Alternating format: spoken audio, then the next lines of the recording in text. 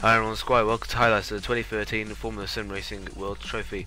After a long off-season, rFactor Top F1 League is back in action once again, and after much deliberation, the decision is made to stick with rFactor 1 for the race start, with the intention to switch over to RF2 once the simulator is at a more complete stage, which should be during the summer period. We'll have to find out soon.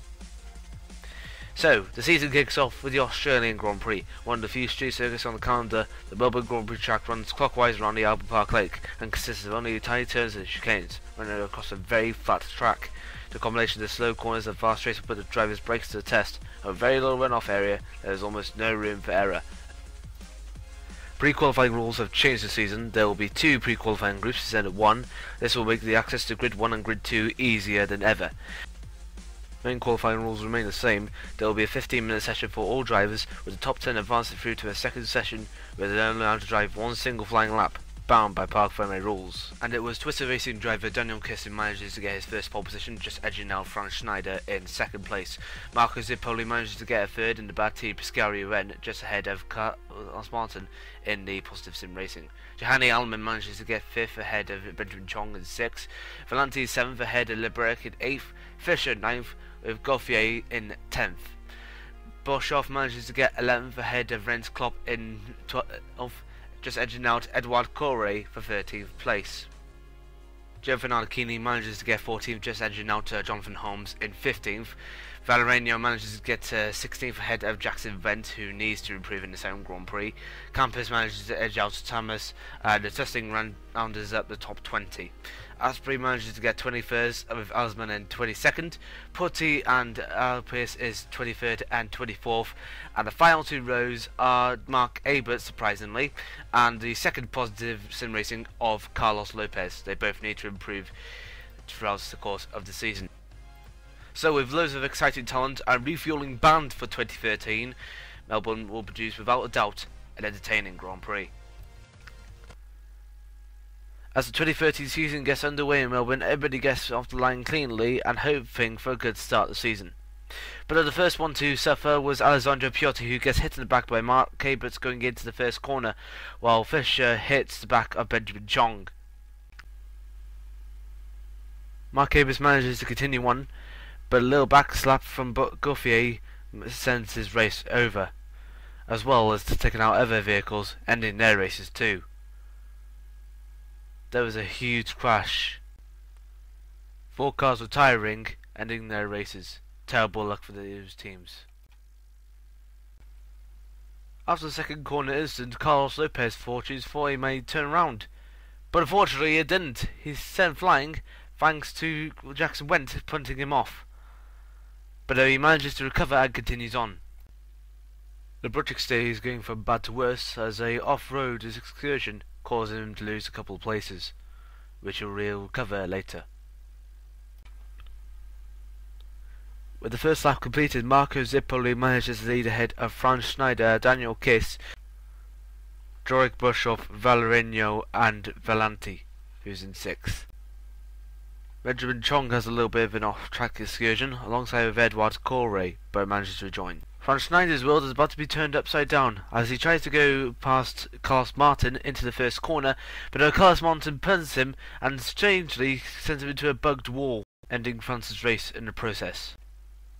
Franz isn't the only one who bugged off. The other one who bugged off is Keeney, who retired in an unusual state of manner, lost his connection on the end and crashed into the barrier, ending Keeney's race. Jackson Went is one of the first runners to pit.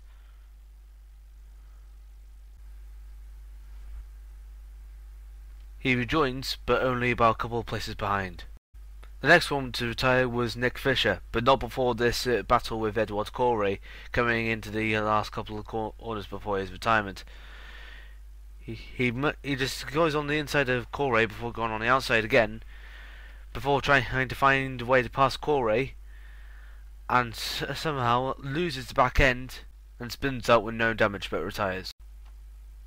Another one to spin out was Renz Klopp. This time he spun out just before crashing out.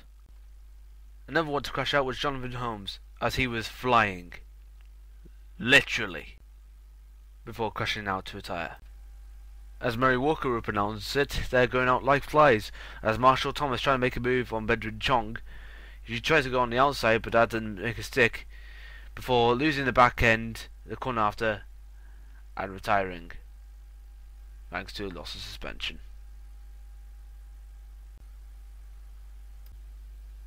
On the way down to turn 1, Valeriano was trying to find a way past Campos, but he wouldn't let him budge. And Adebisi touched Valeriano, enabling for Campos to get away. But not for long will Campos try to get away, because an internet connection on his end enabled him to get out as well.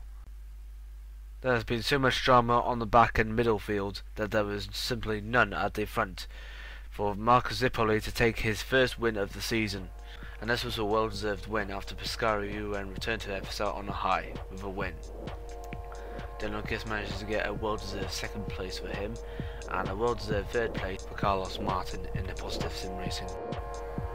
Miguel Valenti manages to get 4th, just ahead of Jorik Boshoff in 5th. Bedouin Chong manages to get 6th with Mark Abetz in 7th. Valeriano manages to get 8th with Purity 9th, and Ben Testing rounding up the top 10. Edward Correa is in 11th, Lopez 12th, went to 13th, and Osman 14th. Campas is the last point scorer despite retiring early. Top 10 is a mirror of today's results. Marcus Zipoli is in 1st, Kiss 2nd, Martin 3rd, Valenti 4th, Boshoff 5th, Chong 6th, Abel 7th, Valeriano 8th, Porti 9th, and Testing rounding up the top 10 with 13 points. As far as the Constructors' Trophy is concerned, Pescara UN leads ahead of Positive Sun Racing and Twister Racing, with Team Orange of PSR in 4th, RTO Motorsports with 20 points, just 4 points separating them from Night Racing and Go Speed. Ubuntu GP has 15 points with a further one from Netrace Edition and a further one from newcomers Axball Racing with 13 points.